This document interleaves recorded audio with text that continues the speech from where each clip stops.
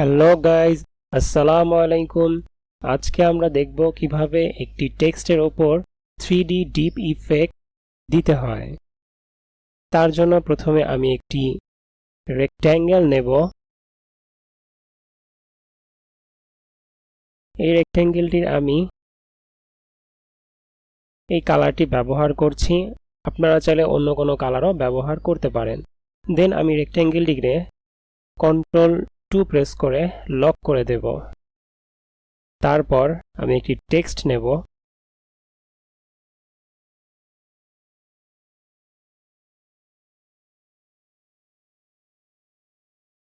এই টেক্সটটির জন্য আমি বান স্ক্রিপ্ট ফন্ট ইউজ করছি, তো আপনারা চাইলে অন্য কোনো ফন্টও ব্যবহার করতে পারেন।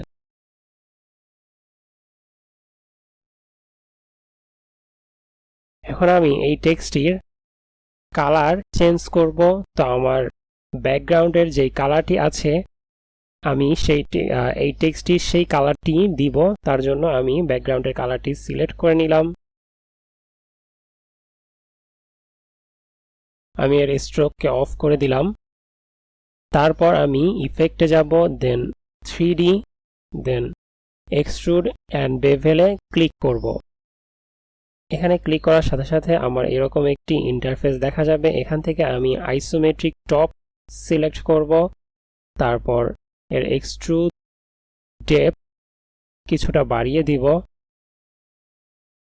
তারপর আমি এখানে ড্র হিডেন ফেসে ক্লিক করব এবং ব্লেন্ড স্টেপটা বাড়িয়ে দিব।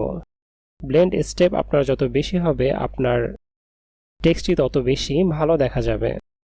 দেন ওকেতে ক্লিক করব। তারপর আমি আবার অবজেক্টে যাব এবং এক্সপ্যান্ড অ্যাপিয়ারেন্সে ক্লিক করব।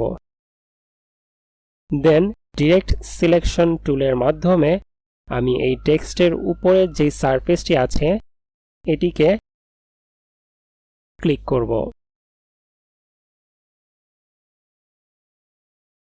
কিবোর্ডের মাউস বাটন ধরে রেখে আমি এগুলোকে একসাথে ক্লিক করছি। তারপর আমি কিবোর্ড থেকে Ctrl+X প্রেস করব। তারপর কিবোর্ড থেকে আমি আবার Ctrl+Shift+V প্রেস করব। তাহলে আমার সেই টেক্সটটি একই জায়গায় আবার এসে পড়বে। দেন আমি অবজেক্টে যাব, তারপর কম্পাউন্ড পথ এবং দেন মেক। তারপর এই দুইটি সবগুলোকে একসাথে সিলেক্ট করে অবজেক্টে গিয়ে আমি ক্লিপিং মাস্কে যাব, তারপর মেক করব। দেখুন আমাদের একটি হোল ক্রিয়েট হয়ে গেছে। তো এইভাবে আপনারা চাইলে একটি ডিপ ইফেক্ট তৈরি করতে পারেন। আজ এ পর্যন্তই। অনুগ্রহ করে আমার চ্যানেলটি সাবস্ক্রাইব করুন এবং আমার চ্যানেলের সাথে থাকুন। ধন্যবাদ।